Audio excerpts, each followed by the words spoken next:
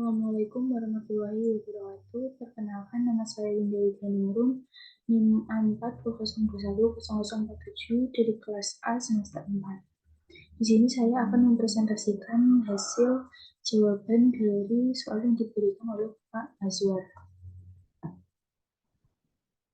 Pembahasan yang pertama ilmu anatomi, yang kedua manfaat mempelajari anatomi, yang ketiga 2 ayat Al-Quran yang berhubungan dengan anatomi hewan.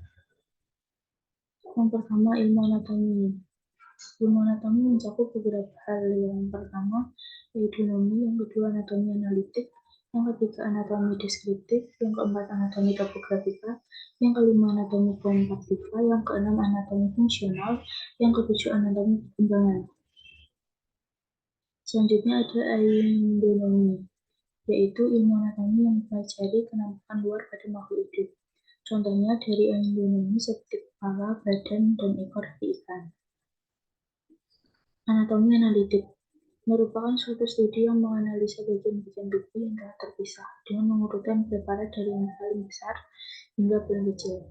Contohnya, alat sekresi berupa hati jika diuraikan menjadi beberapa bagian seperti lobus kanan, lobus kiri, lobus quadratus, serta lobus quadrat. Selanjutnya ada anatomi deskriptif. Anatomi deskriptif atau anatomi sistematika adalah ilmu anatomi yang mempelajari morfologi dan lokalisasi setiap organ, baik menurut fungsi maupun menurut rasio. Contohnya pada lapisan otak dibagi menjadi 3 dugameter, parasit, dan pirameter. Selanjutnya ada anatomi topografika. Anatomi topografika adalah ilmu anatomi yang mempelajari suatu letak organ terhadap organ lainnya. Contohnya, hati pada ikan terletak di rongga bawah tubuh di sekitar belakang jantung dan usus depan. Selanjutnya ada anatomi komparativa. Anatomi komparativa adalah ilmu anatomi yang membandingkan struktur tubuh manusia dengan hewan. Contohnya, alat pernapasan pada amfibi musida terbilang menjadi kulit dan paru-paru. Selanjutnya ada anatomi fungsional. Anatomi fungsional adalah hubungan yang tidak terpisahkan antara satu bagian tubuh dengan bagian yang lain, yang berkaitan erat dengan fisiologi atau ilmu faal. Itu salah satu cabang ilmu biologi yang mempelajari keberlangsungan sistem kehidupan. Anatomi fungsional dibagi menjadi 2. Yang pertama, anatomi makroskopik. Anatomi makroskopik atau anatomi kasar adalah pemeriksaan bagian-bagian tubuh menggunakan penglihatan tanpa bantuan. Anatomi makroskopik juga mencakup anatomi superficial. Yang kedua, anatomi mikroskopik. Anatomi mikroskopik melibatkan penggunaan instrumen optik untuk mempelajari jaringan yang dikenal dengan sebagai histologi dan juga dalam studi sel. Contohnya ginjal pada metanepros pada mamalia dan reptil.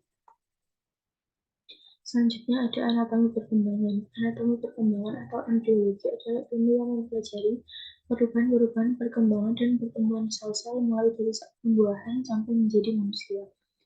Contohnya, perkembangan ruang pasakor, 2 ruang pada ikan, 3 ruang pada amfibi, 4 ruang yang belum sempurna pada apes dan mamalia.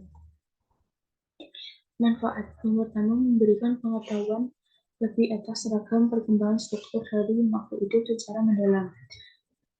Yang kedua, mengetahui secara detail terkait dengan adanya perbedaan letak serta struktur bagian tubuh manusia dengan perbandingan makhluk hidup lainnya. Yang ketiga, mempelajari bentuk, lokasi, dan fungsi struktur tubuh. Yang keempat, tindakan mempelajari keilmuan ini akan membantu dunia kedokteran dalam memahami ragam proses metabolisme yang terdapat di dalam tubuh. Yang kelima, dalam dunia psikologi, pembelajaran keilmuan ini akan memperoleh perbedaan atas fungsi sistem dalam tubuh dengan kondisi psikologi seseorang. 2 ayat yang berhubungan dengan anatomi hewan.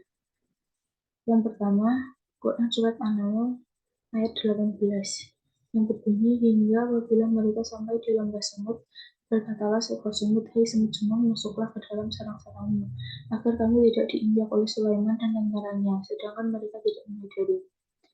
Yang kedua, Quran Surat Al-Ghashiyah ayat 17 yang berbunyi, maka apakah mereka tidak memperhatikan penggunaan yang diciptakan.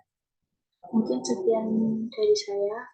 Mohon maaf jika ada kesalahan dalam menyampaikan. Wassalamualaikum warahmatullahi wabarakatuh.